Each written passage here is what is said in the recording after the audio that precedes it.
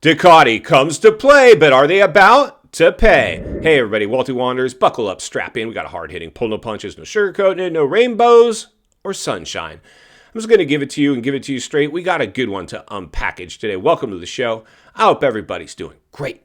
So buckle up and strap in as we jump back on the Moto merry-go-round, examine the good, the bad, and maybe a little bit of the ugly. No, Walty, not the ugly. Only examine rainbows and sunshine and pride flags and electric mini bikes. No. Somebody's got to read between the lines and look between the industry ruts. Ducati. Welcome to the swimming pool. Ducati, this is an interesting story. We used to have the four big brands. The Japanese brands. Honda, Yami, Kawi, and Suzuki. That was it, pretty much. I mean, back in the day, even before Walty's time, I guess you had, what was it, like Can-Am and a couple other bikes out there. I can't even remember them, but that when I came up, that was it. I mean, you had the Japanese brands.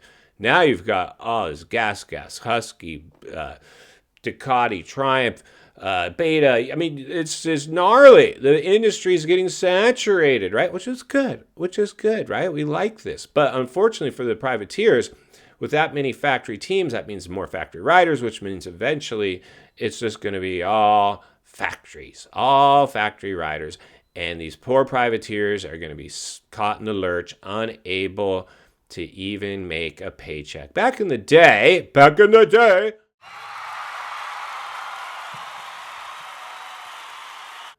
a lot of privateer teams were powerhouses. And I'm a little partial, but of course, I cut my chops in the industry with Triple X.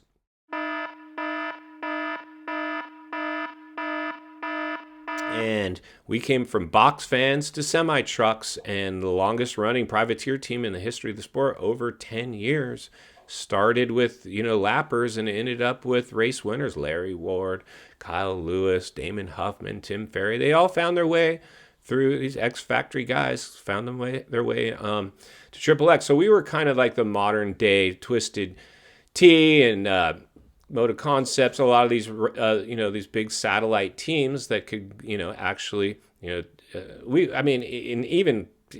Tatter, all these teams, like they didn't even hold a light to Triple X. I mean, because not only were we a big satellite team, we were cool. We weren't playing by the rules, and the fans gravitated toward that. We got shut down constantly by the industry suits. You can't do that. You guys got to remove that. You can't have that sponsor. They're too hardcore. Okay, whatever.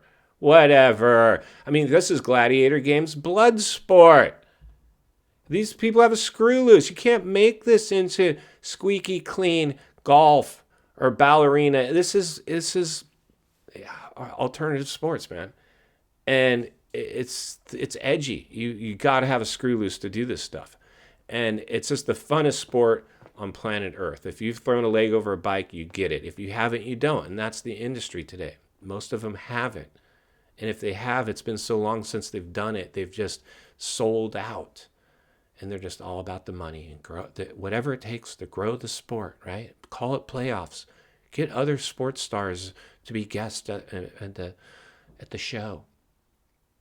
It's insane. It's insanity. So Ducati, you're about to enter the swimming pool, and it's shark infested in here, dudes. And you brought Antoni Caroli as your test rider, and you lined him up, which is awesome. He had a top 10. The dude's a veteran rider. He comes basically and puts in a top 10 on American soil against the best in the world. But in the second moto, the bike gives up, apparently electrical. And that's not a good look, because I know you're trying to find a rider, right? You're trying to find a rider. And it looks like Barcia is pretty much the guy. And I think he's the perfect pick. And luckily for Barcia, he's been doing really well. He's been putting in top 10s as well on his way back. And he's clearly riding for a position on that team. But if you're going to put him on a bike that is brand new, under development, in fact, their factory bike isn't even ready yet. He could be on a production bike. They'll probably have a factory bike, but the factory bike might have more quirks than the... It could be ugly. Because if Barcia gets on that bike and it starts to not perform, but you're lucky. If Ducati, if you're listening, listen up really close. Take Barcia, because Barcia's the type of dude who will not throw you under the bus. Other riders are going to blame the bike, and he might in a roundabout way say, still testing, still working on settings. It's a new bike, it's still learning, whatever. But he's not going to say the bike sucks. He needs a ride. He needs somewhere to go. This is a feel-good story. It's perfect for Barcia because he's not a championship contender anymore. And this is a new brand that's coming in as an elite piece of machinery.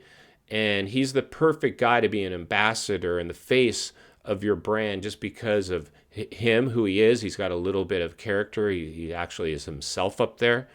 And he's not all watered down, sugar-coated. And he could just be good for your brand to give you a little bit. And you never know. I mean, when Barcia, what was it? I think, I can't remember if it was JGR or even Gas. I think his first race on Gas, he won A1. So, the dude's capable of doing it again. But as long as Danger Boy will eventually be there, and Jet Lawrence, I think a podium would be a victory for Barcia and Ducati at this point. But I'm a little bit concerned at this point because it's not a good look when you come out and have the bike give up. Now, we're going to line that thing up again here this weekend, I'm hearing, and we'll see if it goes a little better. My guess is it will. I doubt it'll blow up again, but if it does, if this bike cannot make it through 2 motos and its second time out, this is going to be panic time over, in my opinion, other than the fact that I think regardless of what happens, Barcia's in. Because he doesn't want to go to a satellite team. There's no other factory teams that he can really go to. Ducati's it, really, other than maybe Triumph. Now, Triumph, on the other hand, they're actually having a really good go of it, and it was probably pretty smart to just concentrate on a 250 program rather than a 450 program. But Ducati apparently is coming out straight to the 450s. So I don't know. It might have been a better play to actually put your pinky toe in the water like Triumph did. And they got saved. A life preserver was thrown to Ricky with Chalik Swoll, hitting the podium with the second overall. And he's clear. I mean, poor Austin Forkner. I mean, they gave him a more lucrative deal, I believe, than anybody else on that team because he came in with a lot of championship hopes, really. I'm sure his agent was telling Triumph, like, hey, our rider's, we were going for championships. He's back. He's fast. He can do it. He's proven. He's got race win. He's that.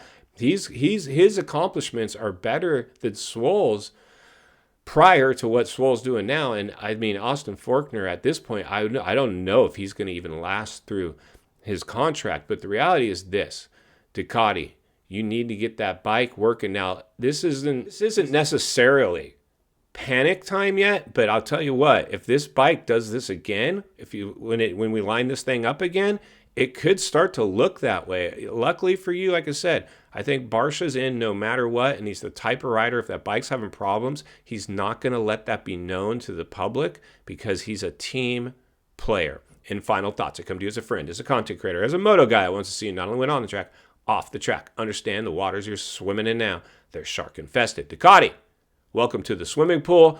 It's going to be interesting to see how this thing plays out. We're all cheering for you, man. And like I said before, the reality is this: we're saturated now with factory teams. This is going to be really hard for the privateers even the satellite teams now. It's going to be harder and harder and harder. The industry and the suits are they're inviting these brands to come in and be part of the sport. They would love nothing more than to push all these privateers out and just have these elite superstar factory teams out there. So Ducati, you're under the gun. It's time to suit up and show up. Otherwise, Walter's going to be here to blow the lid off it every step of the way because it's not only what we need, it's in fact what we deserve. If you appreciate the content, I want to humbly ask you to give the video a like, subscribe to the channel, leave a comment below. I'd love to hear from you. Social media links in the description of this video if you'd like to contact me there, along with links to channels I've appeared on I think you might enjoy. If you enjoyed this video, going to love the next video, and there's an easy subscribe icon for your convenience.